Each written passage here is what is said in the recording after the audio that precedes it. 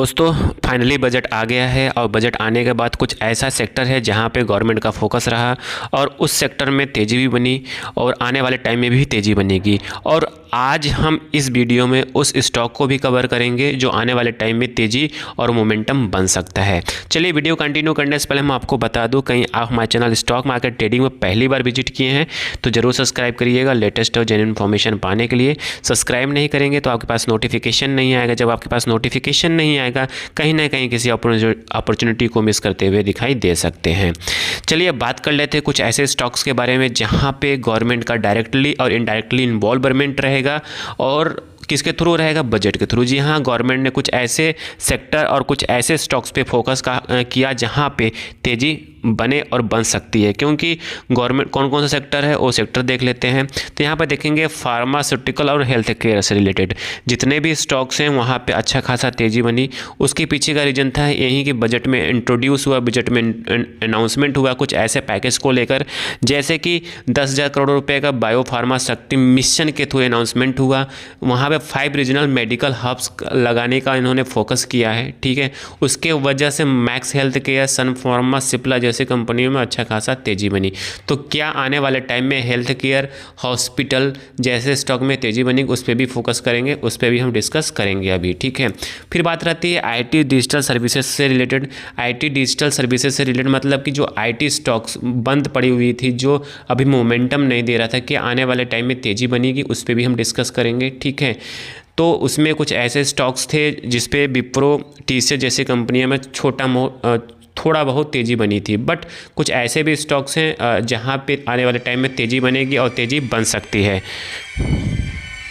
तो उस सेक्टर पे भी हम फोकस करेंगे। तो चलते हैं अब बात कर लेते हैं वन बाय वन करके कुछ ऐसे स्टॉक्स में जहां पर तेज़ी बनी। तो यहां पे देखेंगे मैक्स हेल्थ केयर की बात करें तो मैक्स हेल्थ केयर में 2.27% की तेज़ी बनी। जैसे कि आपको पता है एक हॉस्पिटल की कंपनी है, एक हॉस्पिटल जैसे सेक्टर में काम करती है, तो यहाँ पर 2.27% की तेज़ी बनी। फिर हम बात करते हैं वहीं ग्लोबल हेल्थ की बात करें, ग्लोबल हेल्थ वेदांता की बात करें तो वेदांता में भी 8.31% का अच्छा खासा तेज़ी बनी। तो कहने का मतलब है कि यहाँ पर जो गवर्नमेंट फोकस कर रही है हॉस्पिटल प्लस फार्मास्यूटिकल जैसी कंपनियों को, तो यहाँ पे आपको क्या करना है, पहले आपको वॉच लिस्ट में डालना है, फिर उसके बाद देखना है क्या मोमेंटम बन रही है कि नहीं बन रही है, क्या स्टॉक पे ब्रेकआउट आ रहा है कि नहीं आ रहा, तब उसके हिसाब से आपको एक्शन लेना है, ठीक है। नहीं कि जाए आँख मूंद कर कूद जाए, ऐसा नहीं करना है, ठीक है। फिर हम बात करते हैं कंपनी के सन फार्मास्यूटिकल कंपनी की बात करें तो सन फार्मा कंपनी में भी अच्छा खासा तेज़ी बनी। फिर बात करते हैं कंपनी कि देखिए ये जितना मैंने अभी आपको बताया है वो बताया है सन फार्मा मतलब फार्मास्यूटिकल प्लस हॉस्पिटल से रिलेटेड कंपनियां थी जहां पे तेज़ी बनी थी, ठीक है। अब हम बात करते हैं कुछ ऐसे सेक्टर के बारे में जहां पे और तेज़ी बन सकती है और किस किस सेक्टर पे गवर्नमेंट ने फोकस किया उस पर भी हम देख लेते हैं। तो यहाँ पर देखेंगे गवर्नमेंट ने टूरिस्ट और हॉस्पिटल जैसे सेक्टर पर भी फोकस किया। वहाँ पर जहाँ पर मतलब कि पैकेजेस पे 5% का लगता था वो घट के 2% के आसपास हुआ। तो मतलब कि यहाँ पे जो टूरिस्ट वाली जो कंपनियाँ थी जैसे कि इजी माई ट्रिप में 9% के आसपास तेज़ी बनी, बट क्लोज होते होते 6 से 7% के आसपास की क्लोजिंग दिया। फिर हम बात करते हैं और इलेक्ट्रॉनिक्स एंड सेमीकंडक्टर की बात करें तो सेमीकंडक्टर में गवर्नमेंट ने पिछले साल भी अनाउंसमेंट किया, इस बार भी फोकस कर रखा है इन्होंने सेमीकंडक्टर प्लस इलेक्ट्रॉनिक्स मैन्युफैक्चरिंग पे, ठीक है। तो इन्होंने स्कीम के थ्रू इन्होंने जो अमाउंट था 20,000 करोड़ उसको बढ़ा कर 40,000 करोड़ रुपया कर दिया। और देखिए तो फिर यहाँ पे आपको यही फोकस करना है, सेक्टर वाइज वाले फोकस करना है। तो देखिए यहाँ पे क्या क्या बताया गया, सेमीकंडक्टर सेक्टर, ठीक है, pharmaceutical plus health care sector, ठीक है। फिर उसके बाद जो आपका टूरिस्ट वाली है, टूरिस्ट वाली कंपनियां जैसे इजी ट्रिप हो गया और BLS जैसी कंपनियां हो गई, उनके ऊपर आपको फोकस करना है। मतलब आप सेक्टर वाइज आप बना लीजिए, वॉच लिस्ट में डाल लीजिए, जहाँ पे मोमेंटम और जहाँ पे स्कोप लगे, जहाँ वैल्यूएशंस वाइज सही लगे वहाँ पर भी आपको करना है। एक सेक्टर छूट रहा है यहाँ पे, वो है आपका टेक्सटाइल सेक्टर। जी हाँ, टेक्सटाइल सेक्टर में भी उसके बारे में डिस्कस करूँगा, उसके बारे में लास्ट में डिस्कस करूँगा। पहले इस सब जैसे स्टॉक्स पे हम फोकस कर लेते हैं। तो यहाँ पे देखेंगे इजी ट्रिप की बात करें तो इजी ट्रिप पे 5.47 के आसपास की तेज़ी बनी क्लोजिंग करते करते।